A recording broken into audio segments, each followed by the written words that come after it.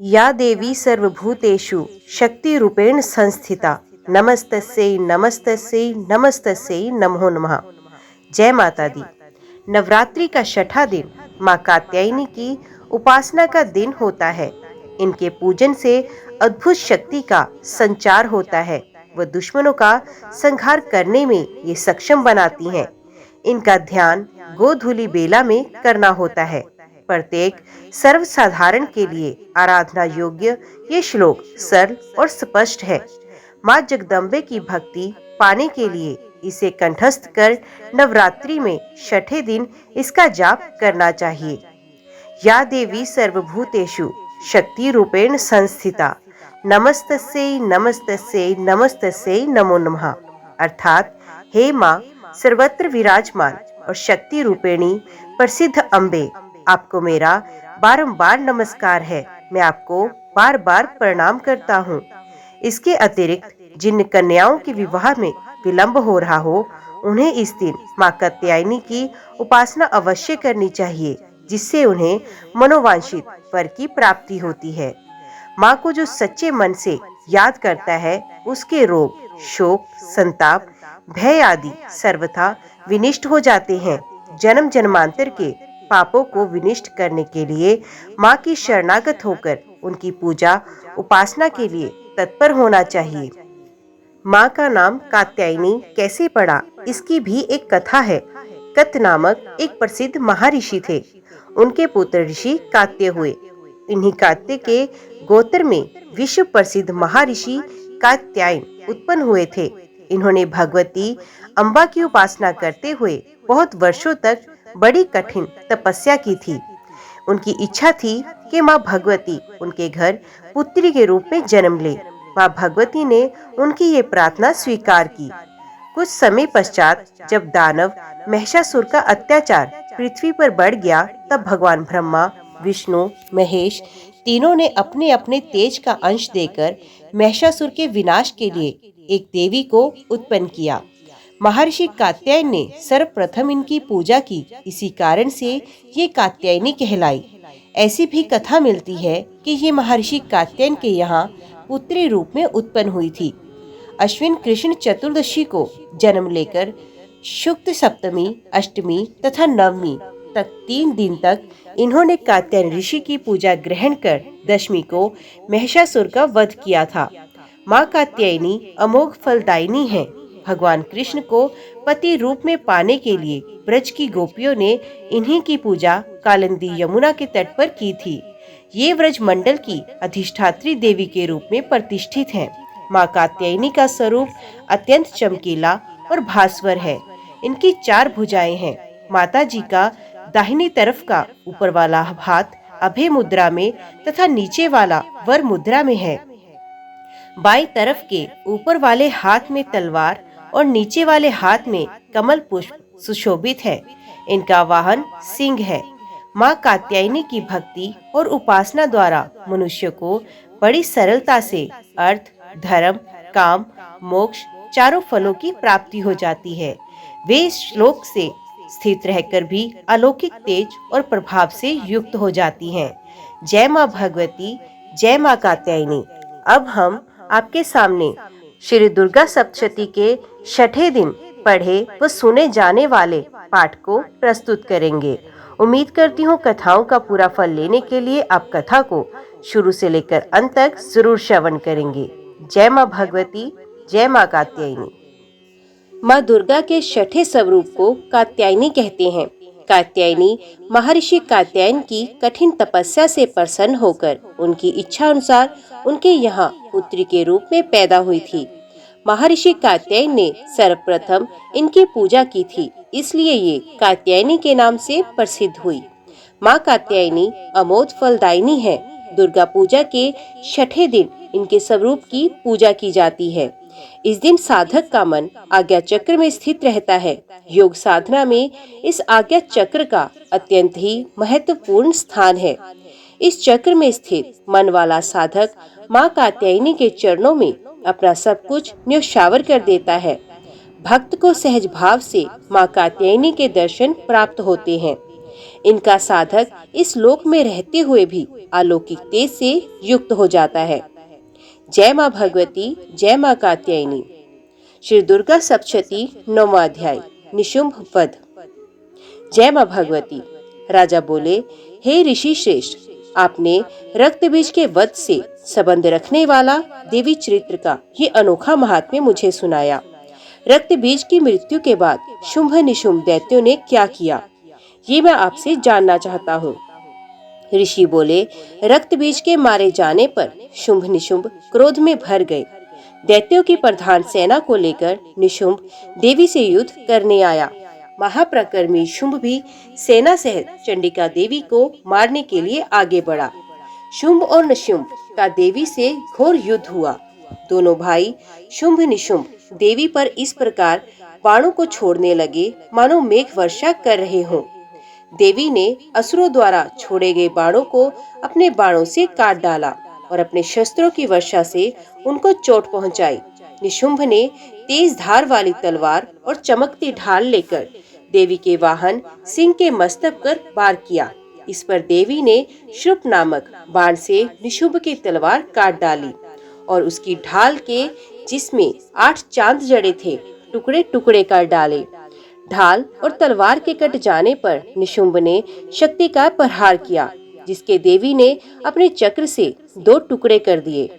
निशुंभ मारे क्रोध के जलभुन हो गया और देवी पर शूल से वार किया, परंतु देवी ने अपने मुक्के से शूल को चूर चूर कर डाला। इसके बाद देवी पर उसने गदा से प्रहार किया। देवी ने त्रिशूल से गदा को काट दिया। अब वे फरसा लेकर देवी की ओर लपका। देवी ने अपने तीखे बाणों से घायल कर दिया। अपने भयानक पराक्रमी भाई निशुंभ के घायल हो जाने पर शुंभ क्रोध में भर गया और देवी अंबिका को मारने के लिए दौड़ा। शुंभ रथ पर बैठा था। उसके 8 भुजाएं थी।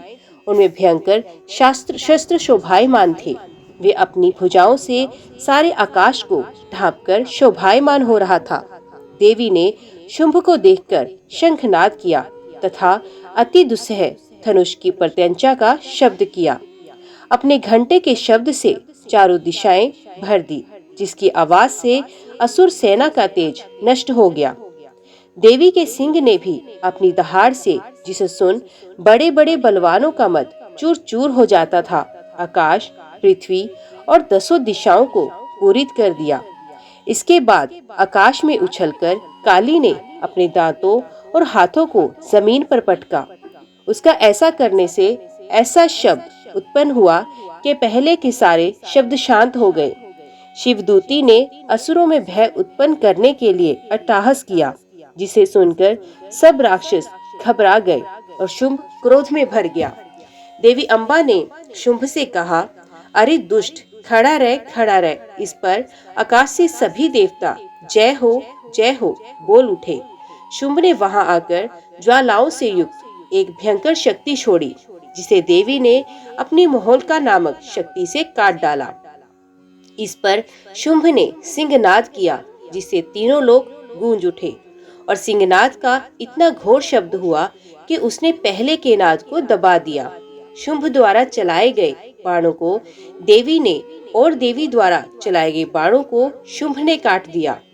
क्रोध में भरकर देवी चंडिका ने शुंभ पर त्रिशूल चलाया, जिससे मूर्छित होकर वे पृथ्वी पर गिर पड़ा। जब उसकी मूर्छा दूर हुई तो वे हाथ में धनुष लेकर देवी अम्बा, देवी काली तथा सिंह को घायल करने लगा। इसके बाद शुंभ ने 10,000 भुजाएं धारण कर चक्र आदि आयुधों से देवी को आच्छादित कर दिया। दुर्गम विपत्तियों को विनाश करने वाली दुर्गा ने क्रोध में भरकर उस सब चक्रों तथा बाणों को अपने चक्र तथा बाणों से काट दिया। असुर सेना से घिरा हुआ निशुंभ बड़ी तेजी से गदा लेकर देवी पर लपका। निशुंभ के आते ही देवी ने तीक्ष्ण धार वाले खड्ग से उसकी गदा को काट डाला। अब निशुंभ ने त्रिशूल लेकर आक्रमण किया तो देवी दुर्गा ने वेग से अपने शूल से निशुंभ का वक्षस्थल छेद डाला। शूल से विदीर्ण हो जाने पर निशुंभ की छाती से एक दूसरा महाबली एवं पराक्रमी पुरुष खड़ी रह कहता हुआ निकला। उसको देखकर देवी ने बड़ी जोर की ठहाका लगाया। अभी वे निकलने भी नहीं पाया था कि देवी ने उसका सर काट दिया। सर के कटते ही वे पृथ्वी पर गिर पड़ा। इसके बाद सिंह दहाड़कर असुरों का भक्षण करने लगा। काली और शिवदूती भी राक्षसों का रक्त पीने लगी। कुमारी की शक्ति से कितने ही महादैत्य नष्ट हो गए।